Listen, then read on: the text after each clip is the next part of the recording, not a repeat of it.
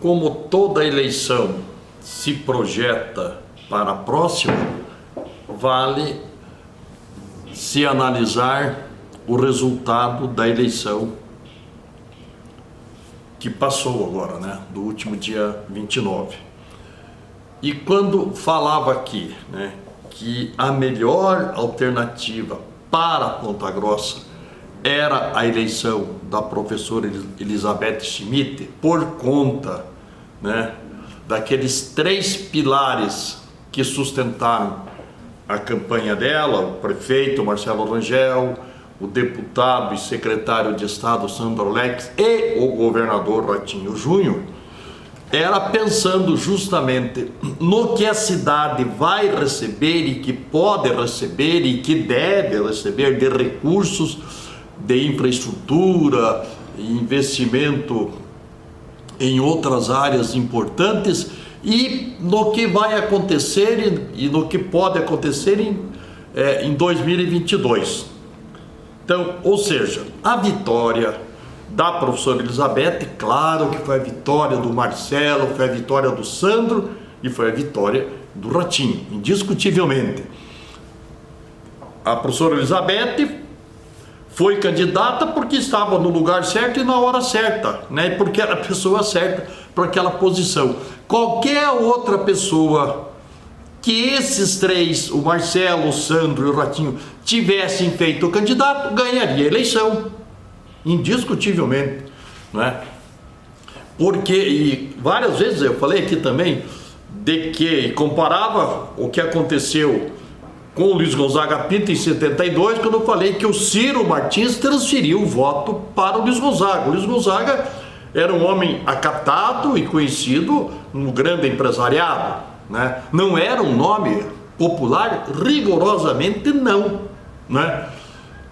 E aí o Ciro transferiu. Então eu lembro ter dito aqui que se o Sandro, se o Marcelo tivessem a capacidade de fazer essa transferência de voto, a Elizabeth ganharia a eleição, e foi efetivamente o que aconteceu, né? Porque, na verdade, os que estavam disputando essa eleição mesmo eram o Marcelo, o Sandro e o Ratinho, governador do estado. Ele se empenhou muito além do que eu poderia imaginar, muito além do que qualquer outro governador de estado. É como se ele fosse daqui e precisasse ganhar aquela eleição, né?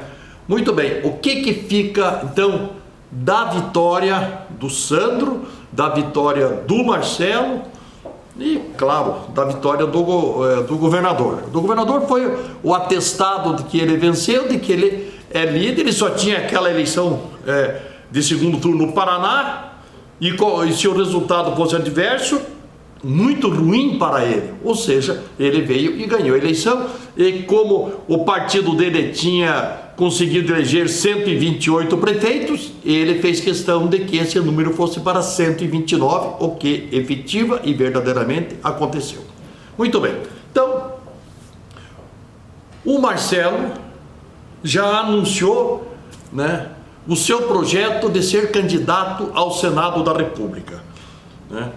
O Sandro, vou repetir aqui, né, pode que venha ser candidato à reeleição à Câmara Federal, o que vai ser absolutamente natural. Entretanto, o Sandro desponta e reúne as condições para ser o candidato a vice-governador na chapa à reeleição do governador Ratinho Júnior, né? Não há nenhum demérito aí o atual vice-governador Darcy Piana, é que pela idade, de repente, não é?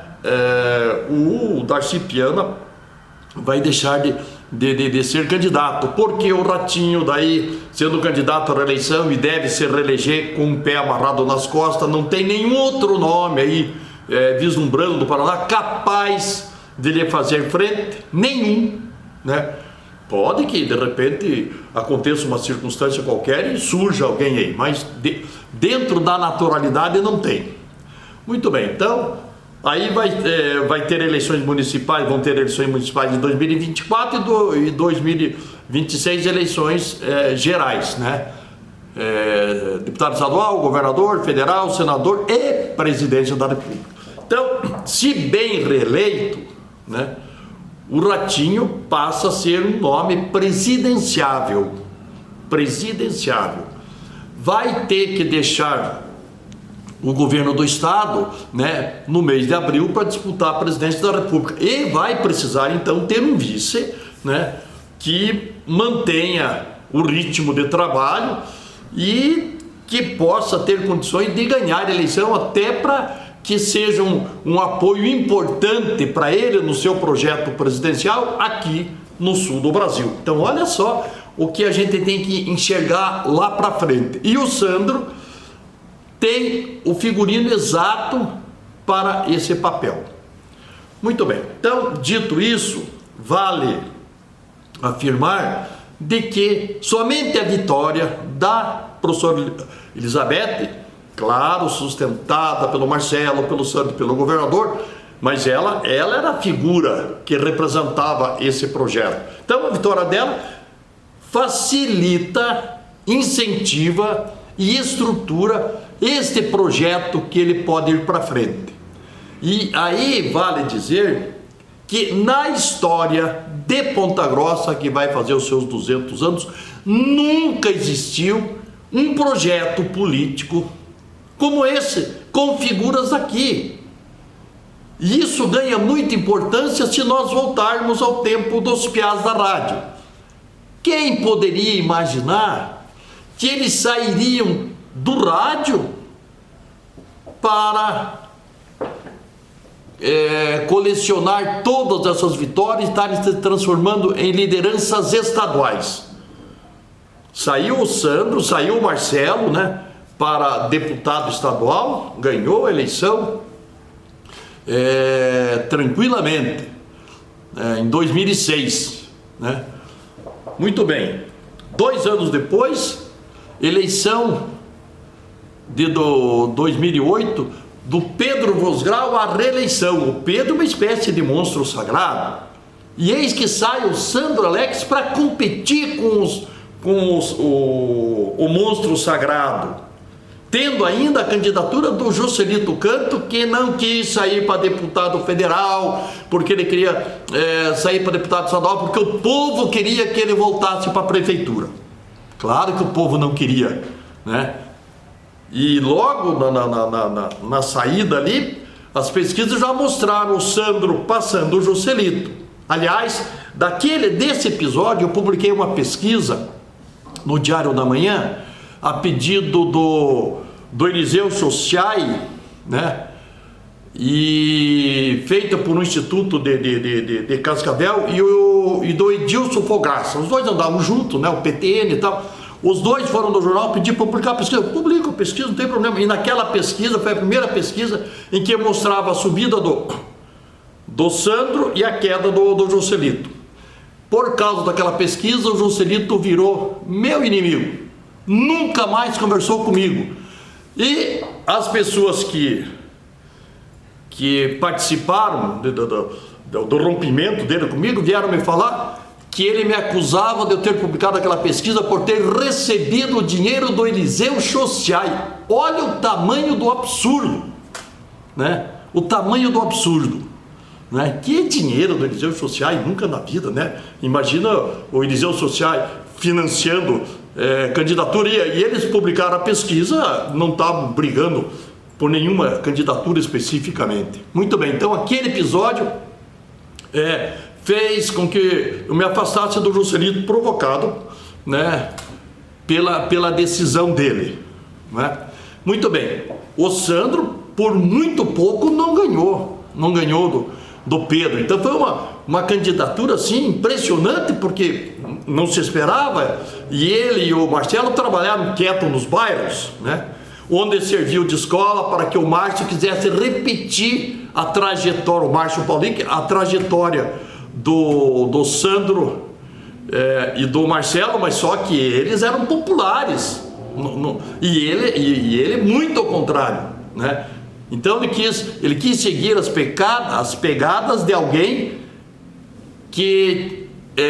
com os quais ele não tinha nenhuma identidade. Muito bem, então o Sandro teve aquela votação notável. 2 anos depois se elegeu deputado federal, e o irmão se reelegeu prefeito, a dobradinha caseira.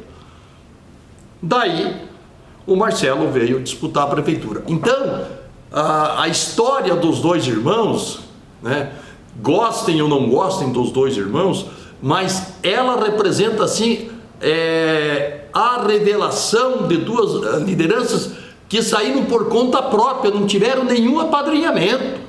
Eles decidiram lá na Rádio Mundial que seriam candidatos e saíram, ganharam. Aquela história do imperador César ao atravessar o Rubicão, né? Veni, vidi, vidi, eu vim, eu vi e eu venci. Os dois praticamente já podem repetir essa célebre citação do imperador Júlio César, não é?